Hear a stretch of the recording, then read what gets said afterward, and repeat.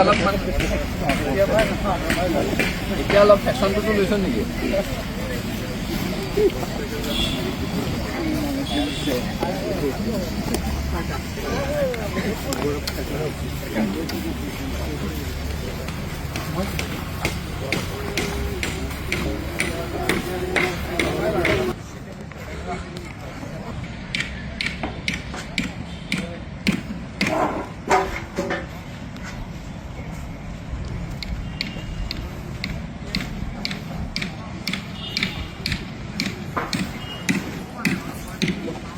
সদৌ অসম ছাত্ৰ সন্থাৰ কেন্দ্ৰীয় শ্বহীদ দিৱসটি এইবেলি সদৌ নগাঁও জিলা ছাত্ৰ সন্থাৰ উদ্যোগত কলিয়াবৰ কেন্দ্ৰীয় ছাত্ৰ সন্থাৰ ব্যৱস্থাপনাত কলিয়াবৰবাসী ৰাইজৰ অভিভাৱকত্বত অহা 10 ডিচেম্বৰ তাৰিখে এদিনীয়াকৈ বৰ্ণাঢ্য কাৰ্যসূচীৰে সৈতে আয়োজনৰ দিহা কৰা হৈছে।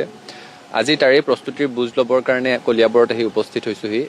কলিয়াবৰ অঞ্চলৰ ৰাইজক লগত লৈ নগাঁও জিলাৰ বিভিন্ন প্ৰান্তৰ সকলো ৰাইজক সামৰি এখন শক্তিশালী আদৰণি সমিতি গঠন কৰি লোৱা হৈছে। সেই আদৰণি সমিতিয়ে সন্মুখৰ পৰা নেতৃত্ব দিছে আৰু খুব কলিয়াবৰবাসী ৰাইজে বুকুৰ উমেৰে সৈতে অনুষ্ঠানটোক জীপাল কৰিব বুলি আমি আশা প্ৰকাশ কৰিছোঁ।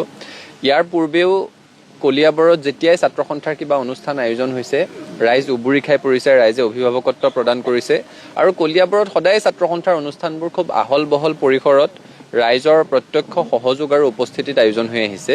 এইবাৰো ব্যতিক্ৰম নহ'ব বুলি আমি আশা প্ৰকাশ কৰিছোঁ। আৰু কলিয়াবৰ জাতীয়তাবাদৰ দুৰ্গ, অসম আন্দোলনৰ সময়ত এই অঞ্চলৰ বিশেষ ভূমিকা আছিল, এই অঞ্চলৰ ৰাইজে বিশেষ ধৰণেৰে নেতৃত্ব লৈছিল। গতিকে অসম আন্দোলনৰ শ্বহীদসকলৰ স্মৃতিত পালন কৰা এই শ্বহীদ দিৱসটি এইবাৰ কেন্দ্ৰীয়ভাৱে আমি কলিয়াবৰত আয়োজন কৰিছোঁ। ছাত্ৰ সন্থাৰ সতীৰ্থসকলে ৰাইজৰ আশীৰ্বাদ অভিভাৱকত্বত কাম কাজ আগবঢ়াই নিছে আৰু আশা কৰিছোঁ যে খুব ভালদৰে অনুষ্ঠানটো ইয়াত আয়োজন হ'ব। নগাঁও বিশ্ববিদ্যালয়ৰ নতুন উপাচাৰ্য ডক্টৰ হিতেশ ডেকা ছাৰ তেখেত মুখ্য অতিথি হিচাপে উপস্থিত থাকিব। সদৌ অসম ছাত্ৰ সন্থাৰ কেন্দ্ৰীয় সমিতিৰ নেতৃবৰ্গ ইয়াত উপস্থিত থাকিব। তাৰ বাদেও বিভিন্ন জিলা ছাত্ৰ সন্থাৰ পৰা ছাত্ৰ সন্থাৰ নেতৃত্ব বিষয়ববীয়া কৰ্মকৰ্তাসকল ইয়াত আহি সমবেত হ'বহি আৰু সেই দিনটোত ইয়াত ব্যাপক সংখ্যক ৰাইজৰ উপস্থিতিত খুব ভাল ধৰণেৰে অনুষ্ঠানটোৰ আয়োজন কৰি